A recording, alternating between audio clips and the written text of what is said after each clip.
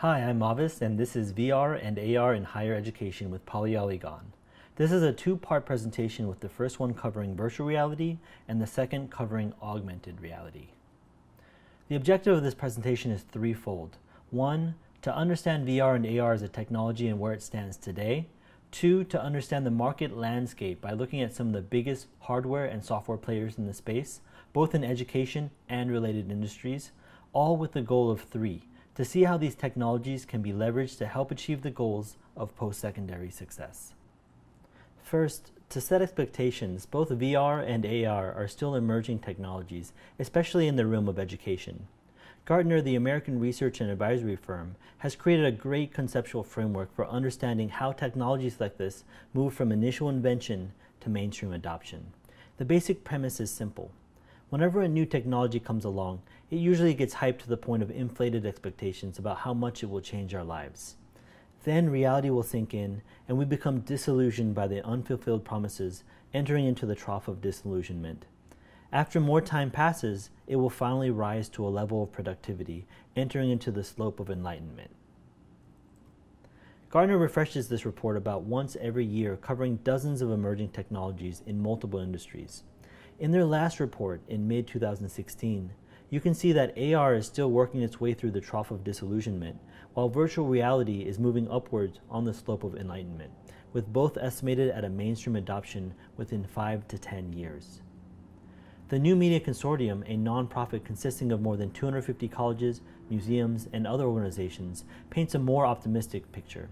In their 2016 Horizon report, they state that immersive VR and AR technology is likely to have a large impact on technology and learning in higher education worldwide within the next 2 to 3 years. But before we get too far into the applications of these technologies, let's talk a little bit about the difference between the two. Virtual reality, or VR, and augmented reality, or AR, share a lot of the same technology components, but from different means and for different ends. When we say virtual reality, we're talking about a technology in the form of a headset that transports you into a completely virtual environment. Both your eyes and ears are generally covered for total immersion. More advanced systems even have 3D hand controllers, which allow you to use your hands to interact with things in virtual space. When we say augmented reality, we're talking about technology that brings virtual elements into your real world, enhancing your real-time perspective with computer-generated data. There's a lot of ground to cover with just VR, so let's talk about that first. Virtual reality can be split up into two types of experiences: VR applications and VR video. VR applications are software experiences made for VR headsets. They're usually built around 3D game engines. They allow you to move around virtually in an open space and even interact with virtual objects. VR video is essentially a video stream wrapped all the way around your head. It's an immersive way to present the traditional medium of video. In order to experience VR, you need a proper headset, and with major headsets released in 2016, there are now a myriad to choose from.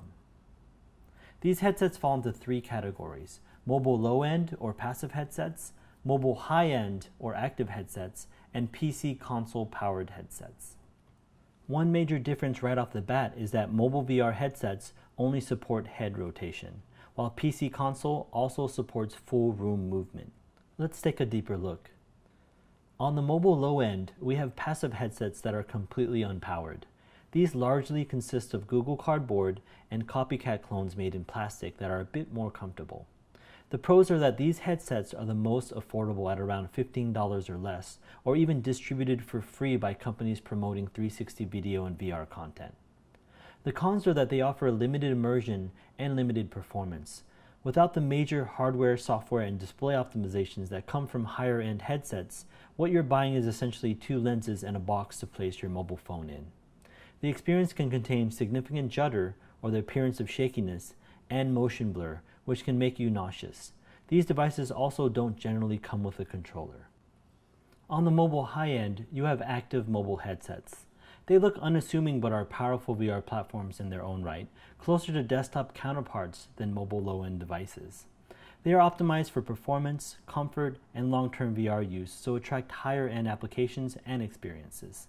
Instead of using the phone's sensors, which aren't optimized for VR, they use their own high-performance sensors for very smooth head tracking and low judder.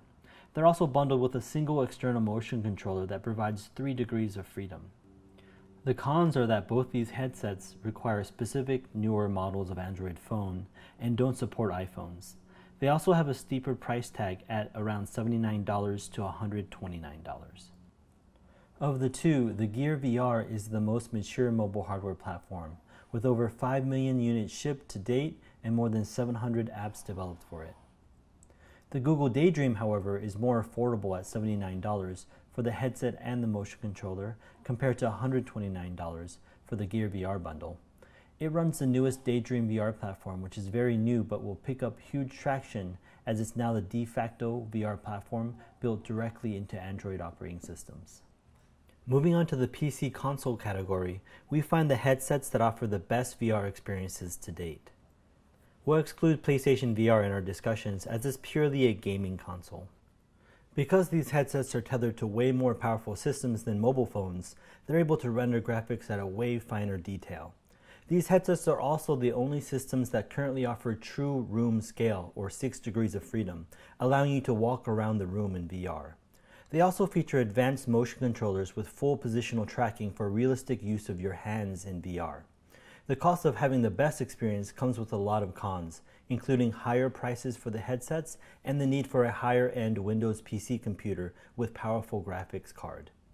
When comparing our two PC-based VR platforms, the Oculus is definitely the most recognized platform. It has notably better headset ergonomics and comfortable built-in headphones. With a recent price drop, the Oculus bundle is also $600, $200 cheaper than Vive.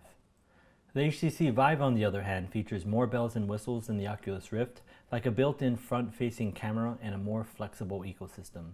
It's also known for better room scale tracking, but if that's not a major feature for you, the Oculus ekes out the recommendations as the cheaper quality system. In terms of producing quality education content, both platforms support license-free development. Anyone can release applications for these platforms for free. If your goal is to also make VR experiences for mobile devices, creating your app for Oculus Home could enable you to work with both the Oculus Rift and the Samsung Gear VR, which runs a mobile version of Oculus Home. Now let's take a look at some practical VR experiences. Google Earth VR, available on both HTC and Oculus Rift, is the most compelling geography-based use of VR that is available right now. You can travel to cities you've never been or walk around the neighborhoods of your childhood home. Though much of this technology has been available on your PC, it's a whole other ballgame when the experience is all around you. Oculus Medium is an immersive VR application that not only lets you draw, but also sculpt, model, and paint objects in a VR environment. From designing cars or new appliances, companies have traditionally started with foam blocks or sculpted with clay. Oculus Medium digitizes this experience with a lot of potential to revolutionize design and development processes and the students learning them. The objects you create in Oculus Medium can be used in other 3D applications or even 3D printed. VR is often assumed to be a solitary experience, but it can also be a powerful tool for teamwork and collaboration, especially across distances. Star Trek Bridge Crew is a great example of cooperative experiences with users working together to complete space missions. Each member, from engineer to tactical officer, manages their role and responsibilities on the bridge in the first person while the captain coordinates the mission. Big Screen shows the more utilitarian side of VR, enabling people to use existing Windows applications in VR with any number of virtual screens. Big Screen fosters collaboration by allowing other headset users to drop in and even share desktop screens.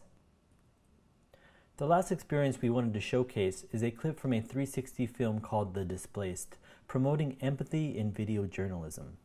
It gives the viewer a first-person perspective into the lives of children during the modern-day refugee crisis.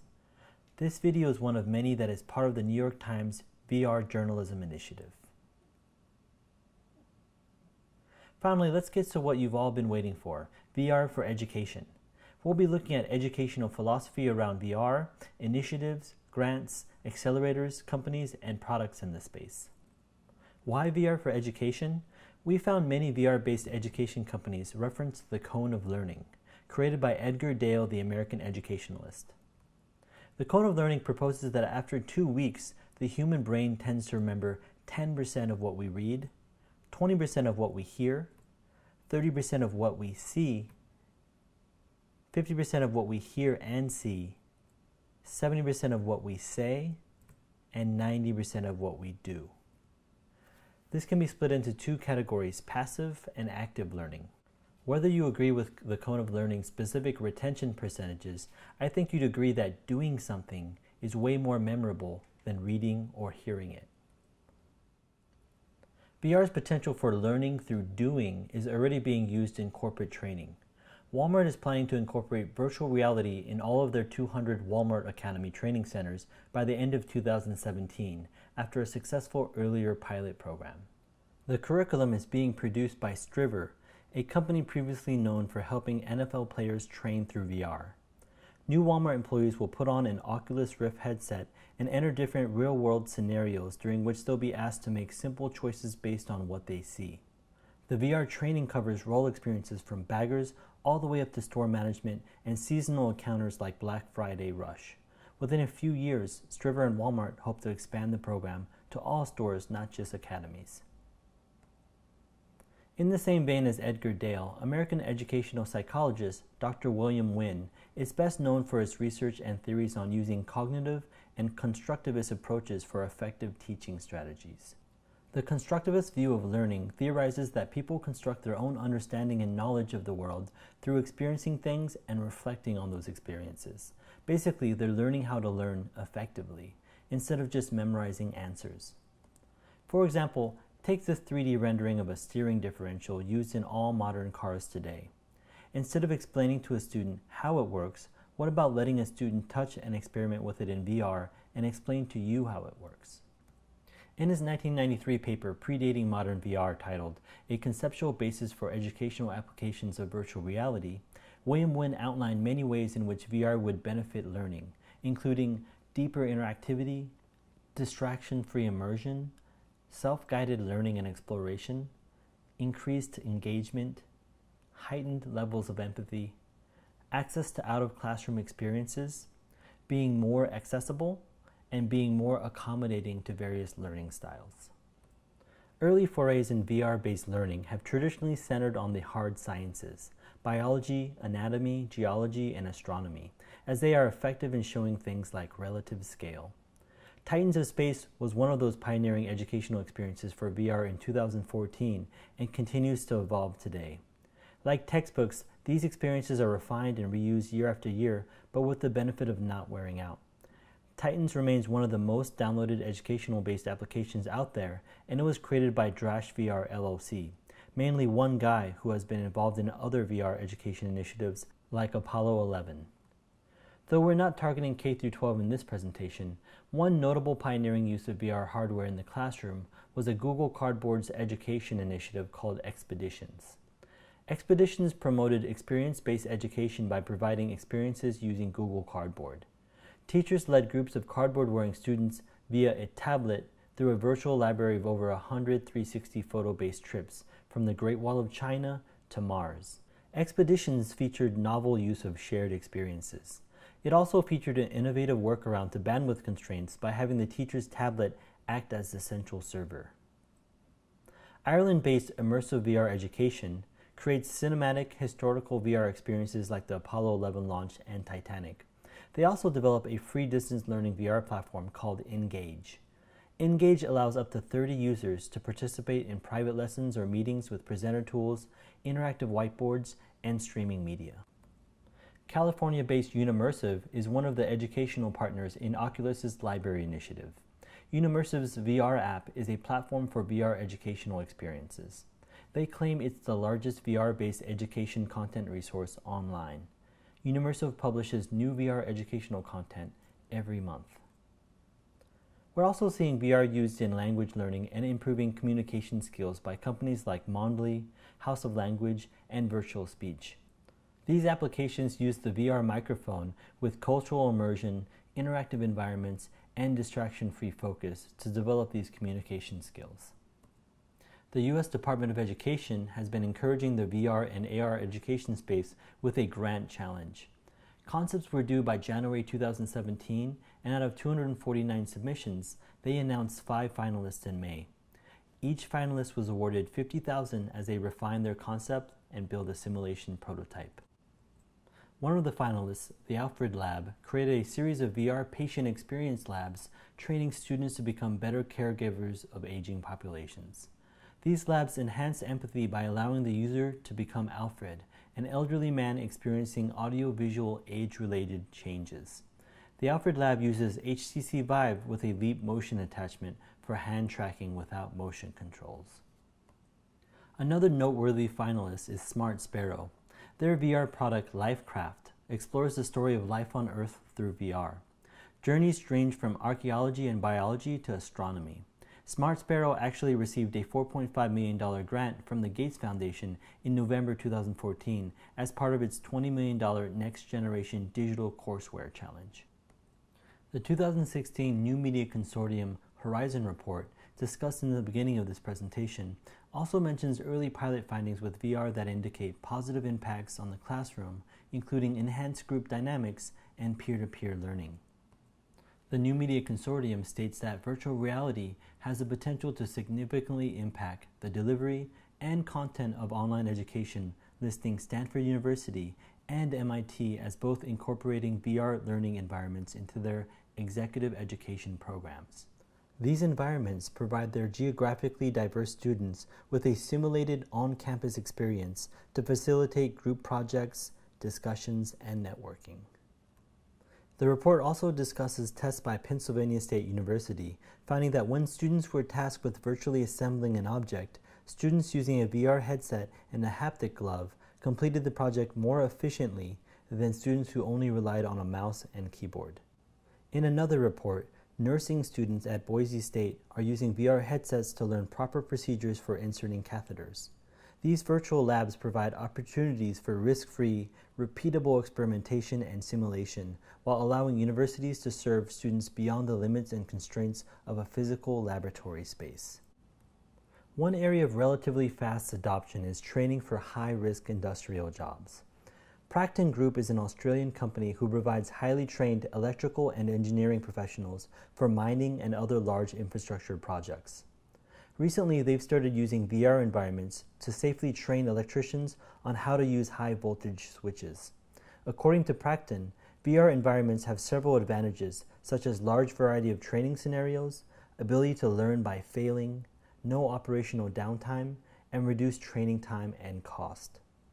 This particular experience was built for HTC Vive with full room scale and motion controllers, giving trainees that all-important hand presence throughout. Also in the healthcare field are new VR applications for surgical planning and training. Companies like Immersive Touch are creating not only simulations, but hardware accessories for HTC Vive that allow realistic haptic and tactile feedback. You can really feel the physical pushback as you're virtually operating. Boost VC is an example of a VR-focused accelerator in Silicon Valley with more than 50 investments in VR to date, including a few in education that we've already mentioned like Unimmersive and Virtual Speech. They have a few other interesting investments to check out like Aloha VR, which assists elderly individuals with dementia and depression. To continue the discussion on how to leverage VR and AR for education, a few dedicated consultants were noted in our research, including Peter Campbell at Experial, who left his job as Director of Strategy for Immersive Learning Solutions at Pearson, where he worked for 4 years. Lastly, VR platform giants like Oculus have invested millions in VR content with some notable diversity and education initiatives. They just added $10 million to their 3 existing programs, Launchpad, VR for Good, and Amplifying New Voices. Launchpad is a VR bootcamp offering funding and resources to members of underrepresented backgrounds to ensure diversity of thought is in the VR ecosystem. VR for Good helps students and nonprofits capture community life using VR as an engine for empathy to impact social change. Amplifying New Voices is similar to the Launchpad program, but focuses more on crafting diverse leadership in VR and AR. Facebook is also investing $10 million in its NextGen program, which brings more Unity workshops and free VR hardware to universities so that they can expand their VR content creation programs and make education more immersive. Now let's talk about some challenges in VR for education. The biggest elephant in the room when it comes to challenges in implementing VR for education today is cost. VR is still fairly expensive. In an effort to make pricing more transparent and realistic, I've went ahead and added the current bundle price for each device, because if you want VR, you want the whole experience, not just the headset. At $79, the Daydream is the best price outside of getting a Google Cardboard, which we know is a suboptimal experience. The problem with these prices is that it assumes you already have a souped-up Windows PC or shiny new Android smartphone. Without already owning a prerequisite device, the cost for accessible VR can more than double or quintuple in the case of Google Daydream. Though, as with any new technology, the price will go down. Because we are still in the first generation of real, usable VR, we don't have much historical data to pinpoint the velocity quite yet, though things certainly seem to be moving quickly. Just last week, Oculus dropped their bundle price to $399 for the next 6 weeks. That's a savings of over $250 from its original price. Doing the math with our current chart, a single $1 million grant could provide over 2,300 headsets to students. Considering the average American community college classroom is around 25 to 35 students, this could provide around 73 classrooms with adequate VR functionality for years of quality use. Taking things further, if you wanted to provide a 30-unit VR lab in every community college in America, it would cost a little less than $19 million. This doesn't factor in the major discounts VR manufacturers could give educational institutions. As VR devices become more commonplace, we'll need ways to keep sanitary and free from disease. In countries like Japan, creative sanitary covers for VR headsets are readily available like this one. But I wonder if there are other solutions we can come up with, like harnessing natural antimicrobial materials in headset production.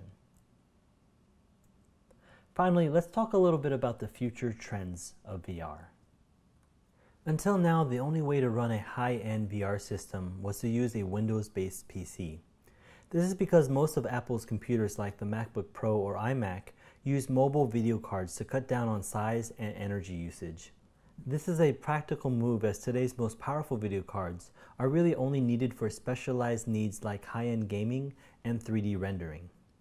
Now that VR has entered the mainstream, Apple is finally getting on board by announcing their first powerful VR-compatible iMac and a USB external graphics card to allow existing Macs to run VR.